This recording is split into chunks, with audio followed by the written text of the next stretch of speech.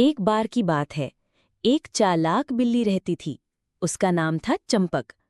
चंपक की सबसे बड़ी ख्वाहिश ये थी कि वो अपनी सहेली बिल्लियों को कुछ ऐसा खिलाए जो सबको हैरान कर दे।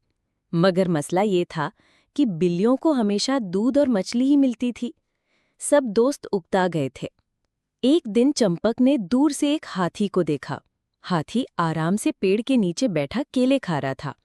बिल्ली ने दिल में सोचा, अगर मैं इस हाथी को अपने घर बुला लाऊं, तो सब बिल्लियां मिलकर दावत करेंगी। अब असल चालाकी का खेल शुरू हुआ।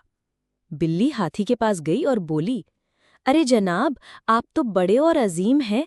हमारा नन्हा सा घर आपके बगैर अधूरा है। आइए, हमारे मेहमान बनिए। हम आपके लिए शहद और केले का ढेर लगा देंगे। हाथी भोला भाला था। सोचने लगा, वाह, कोई तो मेरी इज्जत कर रहा है। वो खुशी खुशी बिल्ली के पीछे चल पड़ा। जैसे ही हाथी बिल्ली के घर पहुंचा, सारे मोहल्ले की बिल्लियां वहां जमा हो गईं।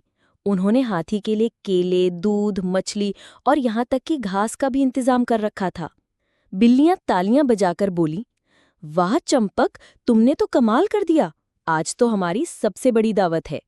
हाथी हक्का बक्का रह गया। उसने कभी नहीं सोचा था कि बिल्लियां उसे इतनी इज्जत और खाना पेश करेंगी।